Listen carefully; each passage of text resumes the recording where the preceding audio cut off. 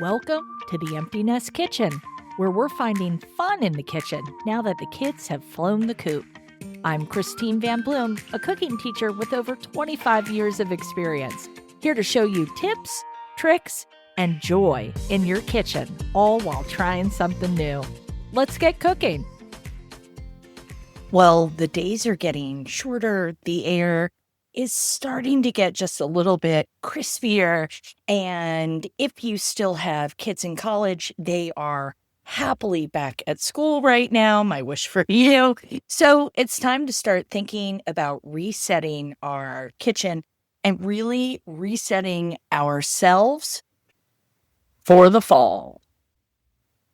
I remember our first fall as an empty nester. And I was so nervous about it. And listen, my son was very happy going off to college. My daughter could not wait to go out on her own.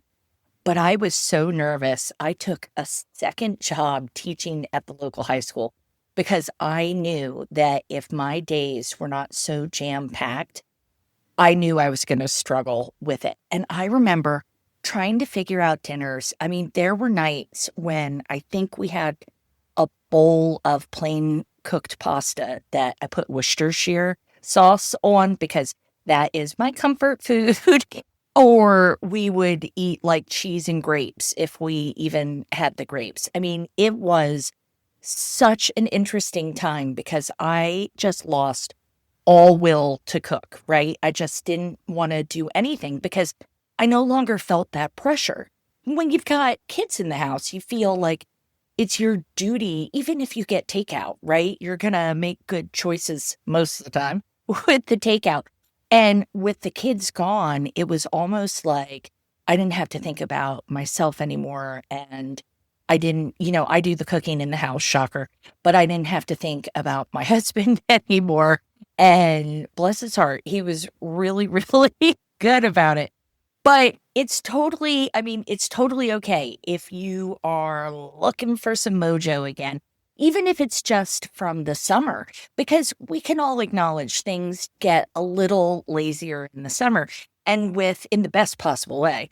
And with all of the good fresh foods that you're just constantly being bombarded with, a good piece of bread loaded with tomatoes and a ball of burrata. I mean, that's fantastic. But now with the weather just starting to change, it brings us back to this place where we're going to want to put a little more effort in because, again, those tomatoes aren't going to be great anymore and there aren't any peaches anymore, or they're just the canned variety. So the fall is a perfect time. I love the fall just like I love New Year's because I am such a new year, new me kind of person that it is the perfect time to just bring it on back. So how are we going to do that?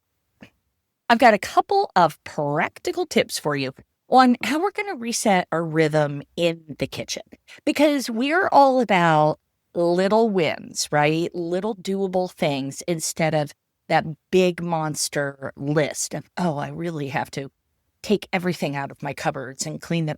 No. Baby steps, my friend. So let's start going in with a little bit of a pantry refresh, right? This is when I'm looking at more things like all of those yummy whole grains. I love that 10-minute farro from Trader Joe's. Oh my gosh, that stuff is so good. Make the whole package, take what you didn't eat, put it in individual freezer bags, pat it down flat, and then freeze it. So you cook once and you have it for 3 different meals. We love that part. Canned tomatoes, they have a lot of benefits, right?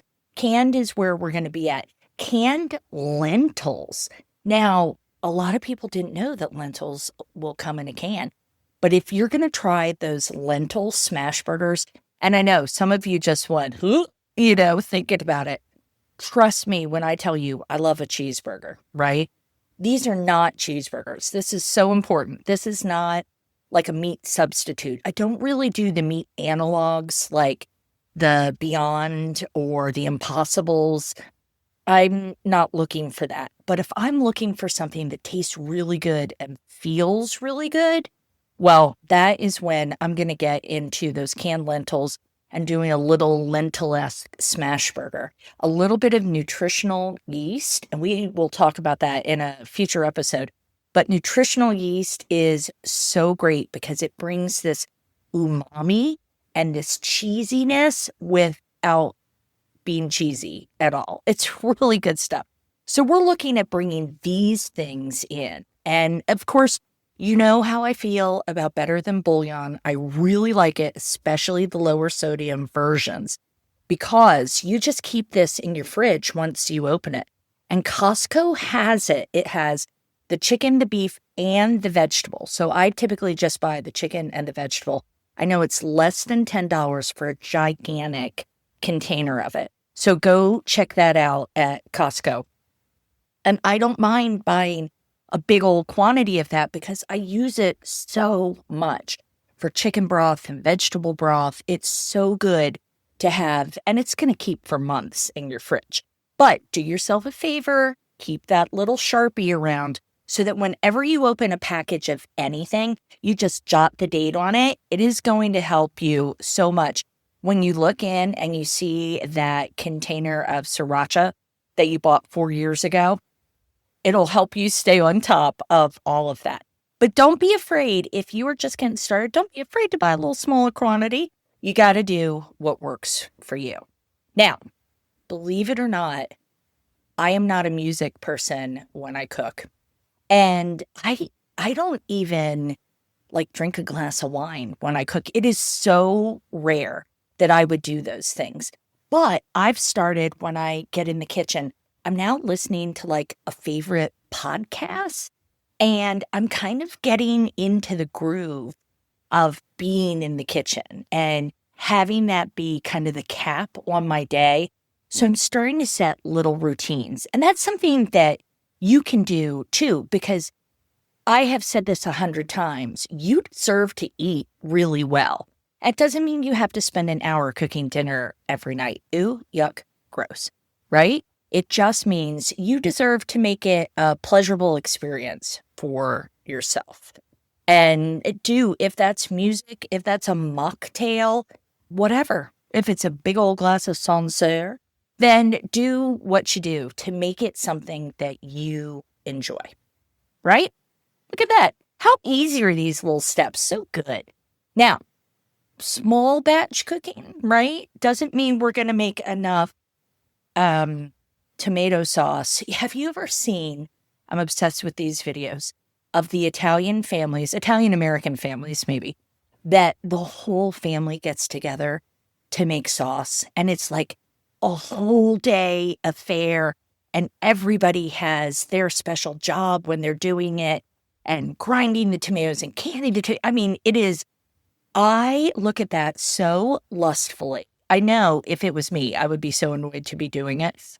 But I look at that with such, jealousy, because that to me looks amazing. And I can't imagine having good fresh tomatoes, right, canned in your pantry all year long. Oh, what a fantasy. But what I can do is I can do the tricks like I do with that farro so that I cook once and eat it 3 times. I'm always looking at what's going to freeze well when I'm doing things. What can I sustain as it goes through? And that's the kind of thing, those whole grains, they freeze really, really well. But again, a flat pack is going to save you so much room in your freezer. And make sure you squeeze as much air out as you can, because air is the enemy of all things frozen. Okay? And if you have those, like if you have a soup or something, you can add a little bit of the farro or brown rice or whatever you're making there to kind of up that fiber quotient. And then what if we are trying just one simple new recipe a week? It is okay. Most people repeat recipes all the time. Everybody has a standard repertoire. People go from like 3 to 7 recipes typically that are part of their gig, right? I do the shrimp and white beans. I love that. I do my butternut squash farro bowls. I love those. I kind of do it seasonally. My turkey hominy chili, stupid delicious. You can find that on my website. But I will tend to make these things and try one new thing every week. If someone else is doing the work, I'll try two, right? Or maybe even three. But it's more about not getting stuck in a rut, but being open to trying new things and just getting a little creative every once in a while. And then that brings me to getting a little woo-woo on this, because here's the thing. I have always been the least woo-woo person that you would ever meet. But a year or two ago, I was so stressed out. I started doing a little bit of meditation and I started reading some books on mindset. Now, this is so funny because my husband said that he can quiet his mind down like the whole time. And those are the people that meditation is so good for. But it is like squirrels on a hamster wheel in this brain. And I am not the person who can quiet my brain. So I try. It's really more important. I do like guided meditations. It's really more important to me that there's a message in there that I can kind of get behind. And it's very, I call it tinkle music, when it's like doing the little pills or the little things to calm you down. I do actually like that. I kind of have to get back into that a little bit more. But the thing I really, really love is kind of shifting your mindset. And a lot of people say that, like, just think differently. And I mean, I don't know about you, but I'm a 58-year-old woman. And just thinking differently is not who I am at all, right? I am hard baked with what's in that brain. So thinking differently isn't really easy. And sometimes I get in a wave where I'm, writing it down every day. And I mean, I'm not doing these so much anymore, but I am good enough, or no, I am. I am. So I feel pretty good there. But now I'm so much more into like, I deserve to have a happy life, or I have a happy life, which is even better. And for me, even pros get tired of being in the kitchen. I mean, trust me on this. Any chef, I remember my chef Mike, when I was in culinary school, and he told me he ate Chinese food at McDonald's. And he worked at one of the top restaurants in the city. And I was so horrified. And then when I got into it myself, and it was like eating over the trash can or pulling up to the Roy Rogers drive-through because their chicken tenders are the best.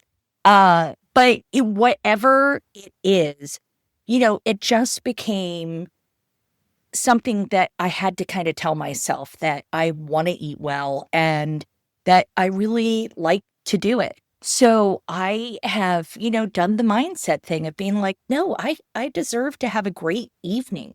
Like, not just I deserve to come home and flop on the couch, because that couch has an imprint of me on it. Let me tell you, from being prone all the time. But now I'm like, no, I'm pleased to go in. For me, a big part of that is having an actual plan of what I'm going to do, because I can cook on the fly, right? I can go in and see what I've got in the cupboard, see what I've got in the freezer, and pull something together.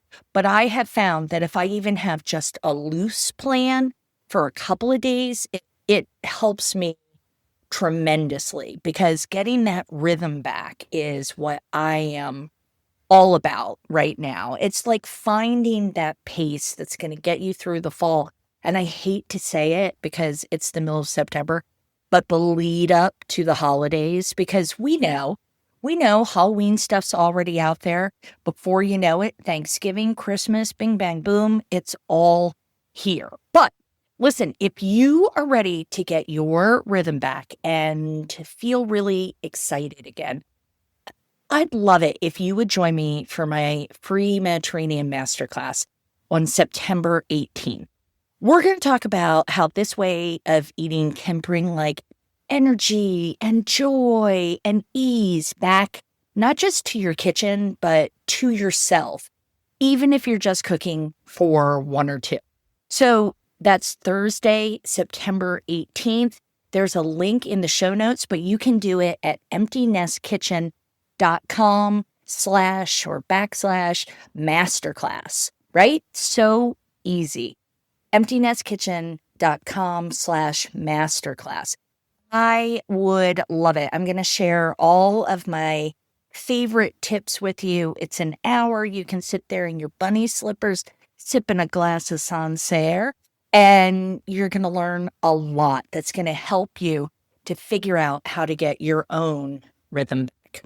So I hope to see you on Thursday. And as always, I'll see you in the kitchen.